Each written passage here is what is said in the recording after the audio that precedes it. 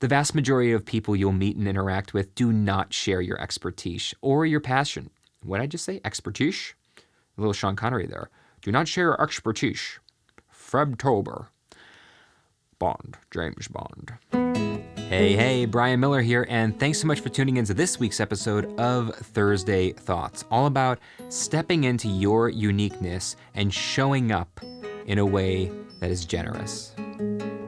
Doesn't it drive you crazy when someone starts a sentence with, obviously, and then tells you something that wasn't obvious to you at all? Makes you feel like an idiot, right? I'm super guilty of this, and I'm betting either you are too, or you've already thought of someone who is. This is actually an extension of the Dunning-Kruger effect, which states you have to know a lot about something to realize how much you don't know about it. In other words, you have to be pretty smart to know how dumb you are.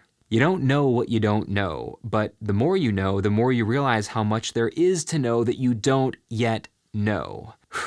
Here's how this plays out in the real world. People who are undereducated about a particular topic overestimate their knowledge about it, which means they display high levels of confidence with low levels of accuracy. On the flip side, people who are highly educated about a topic tend to underestimate their own intelligence. They rate themselves average or below average because they assume if it's easy for them, it must be just as easy for everybody else. Which means it's easy to be a piano teacher. So you only need to be one lesson ahead of the student. We can all provide value to those who are now where we recently were by simply conveying what we learned about the situation that they are currently in. A local mentorship program I work with in Connecticut capitalizes on this by pairing 8th graders with 10th graders to help prepare them for entering high school next year. Are 10th graders experts on preteen mental health or educational leadership? Of course not. But it's not necessary or even ideal. Middle schoolers are much more likely to connect with students just 2 years older than them who recently went through a similar experience. We are much more likely to learn when we connect with the teacher than when we are confronted by expertise. And so it's easy to be a piano teacher, but it's hard to be a world-class pianist. Being just one lesson ahead of the student has its limitations. You aren't going to be able to provide satisfactory answers to deep or insightful questions from your most inquisitive students. This is something I wrote about recently on my blog, and I think I also did a Thursday Thoughts on the topic of fear of public speaking. Lack of expertise is one of the primary causes of fear of public speaking.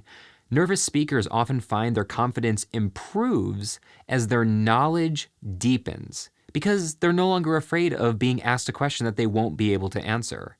So we have to walk a tightrope. Should we be content with just being 1 or 2 lessons ahead and focus instead on connecting with our audience, whether that's clients or customers, friends, family, or community? Or should we study until we're swimming in knowledge so we aren't fazed by difficult questions?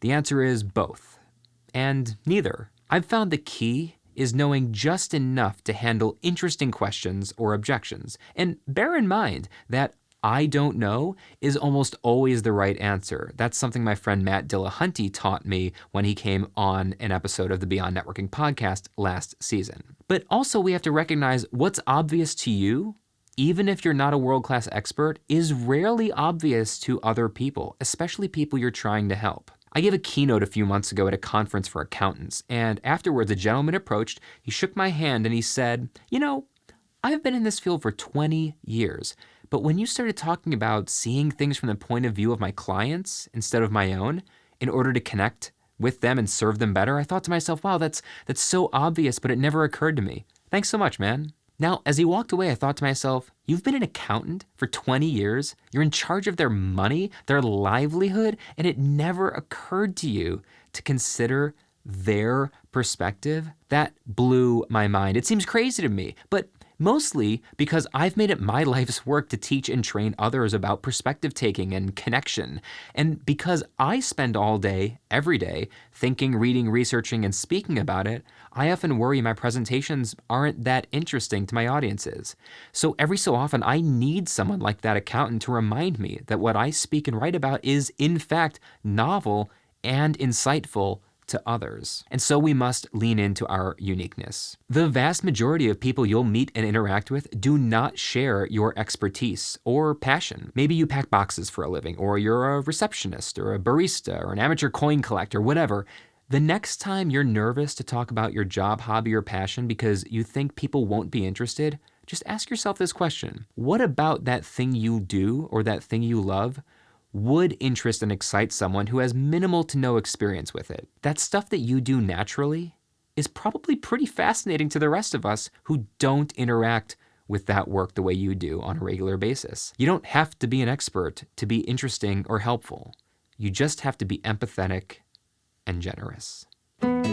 Well, that's it for this week's episode of Thursday Thoughts. Thanks so much for tuning in. My name is Brian Miller, and always remember, our world is a shared experience. Every interaction is meaningful, even the virtual ones, and everyone you meet is important. We'll see you next time.